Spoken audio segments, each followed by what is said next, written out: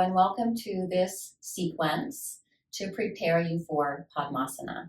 This is a reclining sequence. Everything will be done on your back once we sit up for a moment. So sit up on something, blankets, bolster, pillow, that is high enough so that when you sit on it and come into cross-legged swastikasana, pulling the knees towards each other, flexing the feet, trying to move the feet away from each other, so firm cross of the shins. And the knees are lower than the hip creases. So you may have to sit up a lot higher than you think to achieve this. You could even sit on a chair with a bolster under your ankles, but you do want to make sure this is happening. And then just sit up straight and tall and lightly pull from the outer knee to the outer hip and take that tailbone down and pull that upper spine in and lift and spread the chest.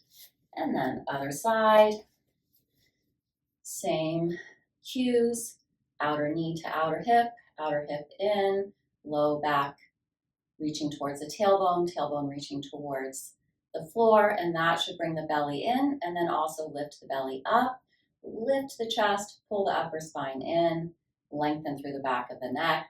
So swastikasana definitely prepares you for Padmasana, Lotus Pose. And from here, come down onto your back. Have your feet out to the edges of the mat. And reach the arms a little bit out and down.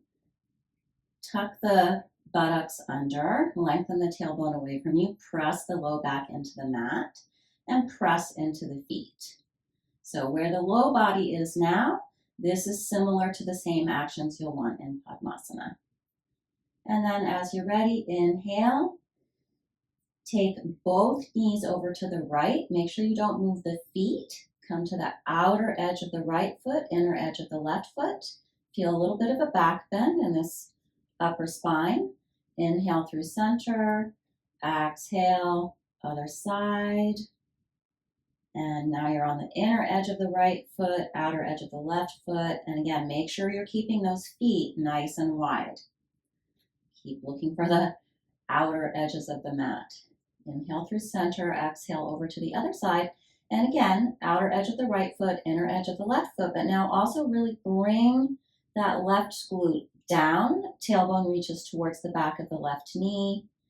And lift up through the low belly. Notice how these actions work well together. And the more you press to the outer edge of the right foot, inner edge of the left, you're supporting all of that. Inhale through center. Exhale, other side, inner edge of the right foot, outer edge of the left foot. Now this time really take that right buttock down, tailbone towards the back of the right knee. Lift up through the belly. Feel a little back bend in the upper spine. Inhale through center, exhale over. This time you can take that right foot, if it's available, to the outer left thigh. So really press the outer edge of the right foot. Well, don't press too hard. And this was going to help you actually bring that buttock down towards the back of the left knee and bring that left knee away from you. So we're in a little bit of a twist, but also a side stretch, warming up. We always want to do the 3 movements of the spine. And then inhale, come back through center. Make sure you get that right foot over to the right edge of the mat. Exhale, other side.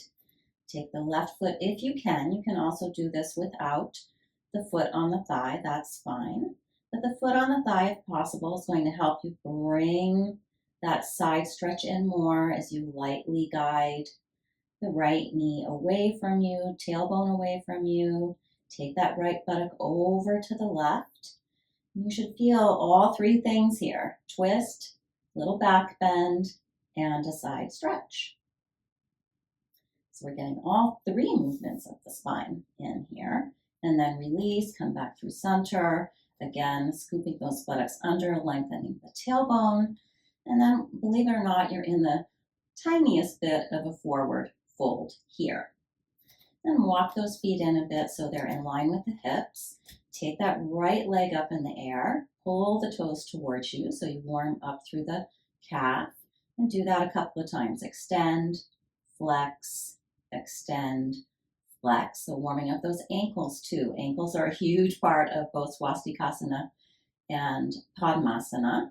And then spin those toes to the right, but make them go there because you take that whole bone, that femur bone, and spin it. So the movement of the foot comes directly from the hip, and obviously the hip is very important in Padmasana, and you might feel that your core engages also as you move the leg.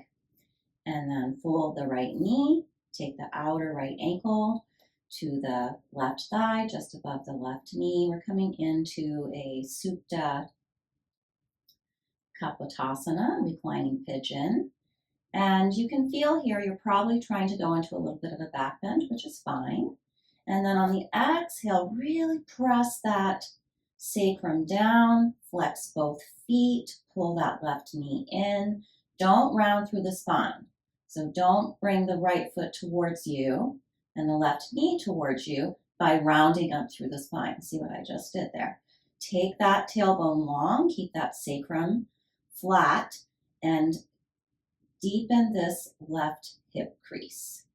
Maybe deepen behind the left knee as well. And use your core strength. Keep moving that right leg away from you. Left foot down, right leg up. Again, getting a little stretch through the back of the right leg. And then back to the starting position. Left leg up, flex, extend, flex, extend. So we're waking up the back of the leg, also the ankles, and then flex, spin out from the femur bone, cross the ankle on top of the right thigh, as close to the knee as you can, and move that left knee away from you. For some of you, this is going to be your practice. You could stay right here. And you might just come up a little bit or a lot. Make sure you don't round through the low back. Keep pressing that low back down and make the back of the knees and these hip flexors do the flexing. Good. And pull that right knee towards you, left knee away from you. Again, you should feel some work in the core here. Keep breathing. I don't know if I've mentioned breathing yet, but if possible, all nostril breathing, ocean breath. And then take the left foot over towards the right foot over towards the left, and we'll come into that Swastikasana pose again. You should again feel some back bending here, just a little bit. That's a nice opening through the groin and the inner thigh. Flex the feet and hug that outer knee to the outer hip. Notice rather than pressing the knees down, if you pull the outer knee to the outer hip, the knees will probably open a little bit more. And then come back, take the soles of the foot together, and we'll come into a little Baddha Konasana. And this in some ways is really more relaxing. You could do a light pull of the outer knee to the outer hip and just see how that feels. You can take your hands on your thighs and just rock over to the right, over to the left. Don't force or strain in any way here. It's almost more playful and curious. Next time you go to the left, come back, and now really press the outer edges of the feet together. Notice what happens everywhere else when you press the outer edges of the feet together. Let the inner edges open. Notice how much is going on with the feet in this prep. The feet have to be really supple, strong, flexible, as well as the ankles for full Padmasana. And then let's do the other side Swastikasana. So take that right foot over to the left. Make sure the other ankle is in front. So the left ankle for me. Notice this one this way feels different. Again, flex the feet. Allow that back bend in the low back.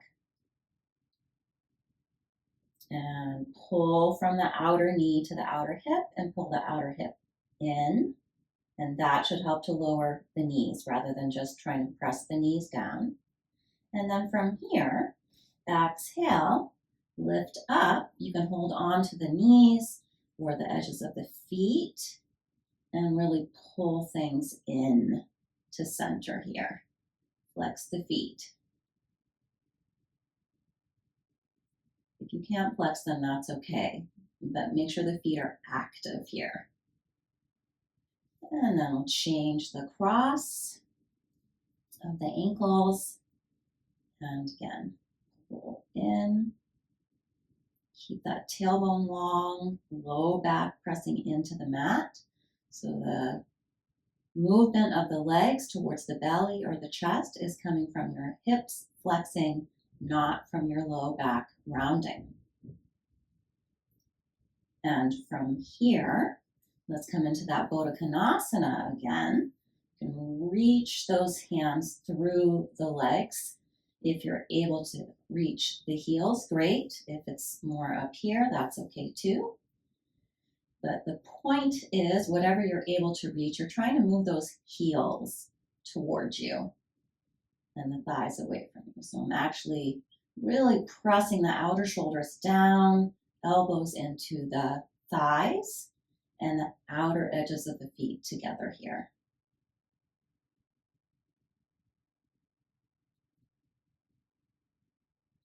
Beautiful. And then let that go. Again, just breathing in and breathing out through your nostrils or engaging with ocean breath. And then we'll press the arms down, hands down, palms down, fingers reaching towards the heels. Walk the heels up a bit. And inhale, find that full back bend. It's just a little bridge here, Setu Bandhasana. Make sure you don't lift up through the inner edges of the feet. This will be more the inner edges of the feet down here. Feel the inner thigh here. And exhale down.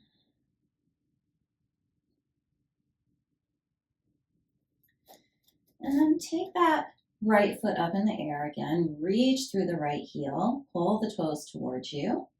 Spin the whole leg out to the right.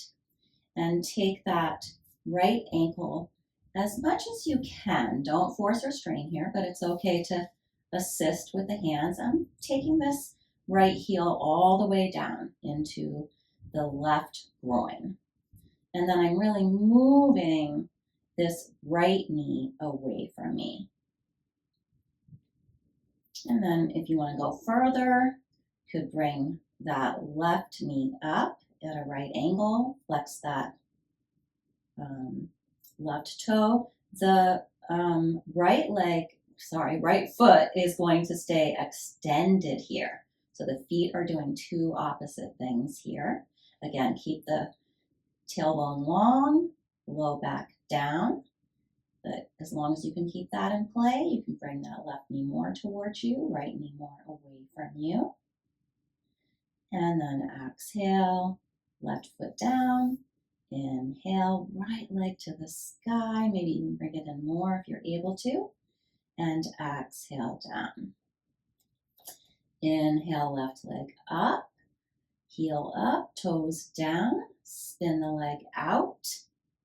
And pull the foot in farther down. So this may look a lot like figure four or the reclining pigeon again.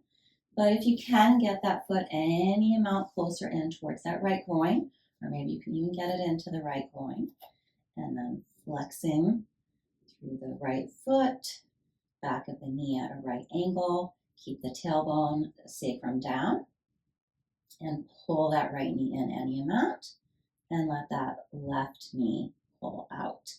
And again, the left foot is extended, right foot is flexed. You should feel some core work here as well.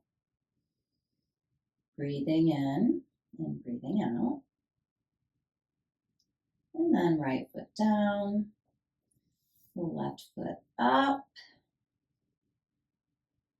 And exhale, come back with both feet on the mat. And let's try that again a little differently. Inhale, right leg up. Exhale out, fold the knee, pull it in. Inhale, Exhale, pull it in, and again, extending through the right foot, flexing through the left foot. Now, turn. You don't want to turn at the knee. The knee can really only flex and extend. So you're turning at the hip. Lots of hip work here. And then get that left foot in as close to the right thigh as you can, and now come down.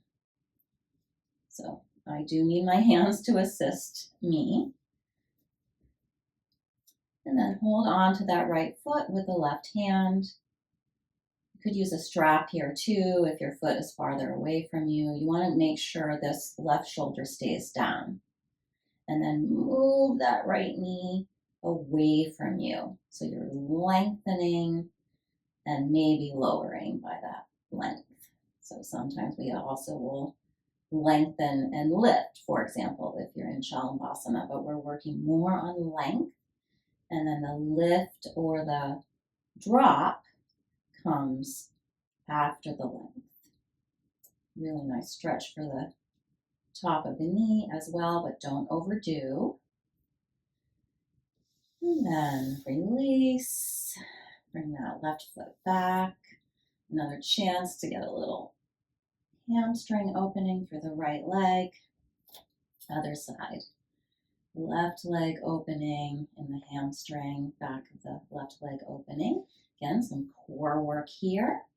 Fold the knee, that external rotation through that left femur bone. Bring that left foot in. Bring that right knee in. And then bring that right foot towards the thigh, any amount that you can.